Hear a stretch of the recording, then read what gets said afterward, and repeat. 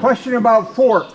When we can tell how a lot about the age of a forest by how many forks there are, and a fork is simply something happened that we have a trunk that perhaps the terminal bud was broken off by a bird or it died, and dormant buds came out and two of them started, and that became two trunks.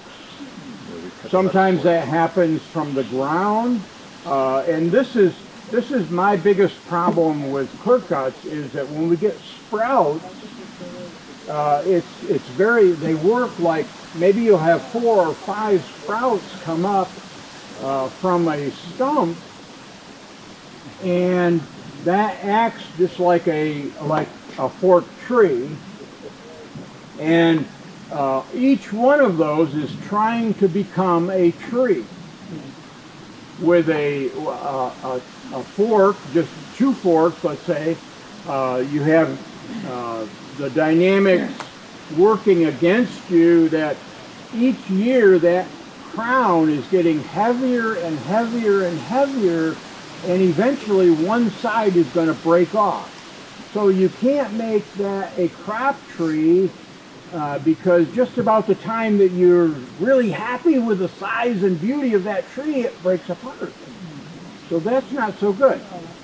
So, but if it has those crowns, 2 crowns, it has more leaves than the normal competition, so it's going to grow faster. So the tree that has 2 or 3 crowns is going to become the dominant tree.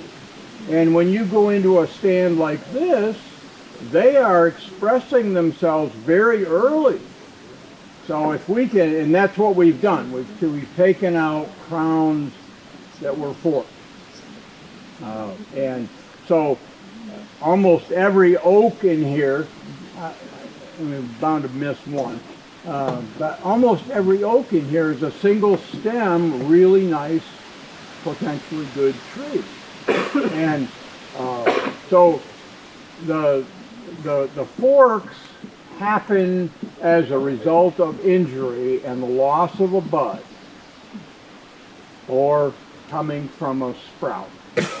Now, in a clear-cut situation, when we have 4 or 5 sprouts coming from an oak stump, the sad thing is the biggest one is always going to be the worst one. And that's the one that's going to win if we don't participate.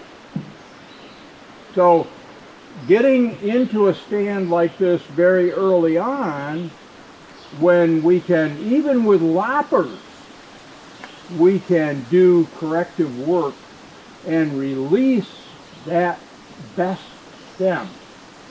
And excuse me, when it doesn't matter how big it is when you're working with it, but quite often, and you can experiment with this, but I get the best results with minimal sprouting by not cutting at the ground, but cutting 3 or 4 foot high. And then it really is not true that I don't like to bend over. I just have that reputation. When if you cut that tree off high, and especially when you're doing beach management, it's nice to work with that height.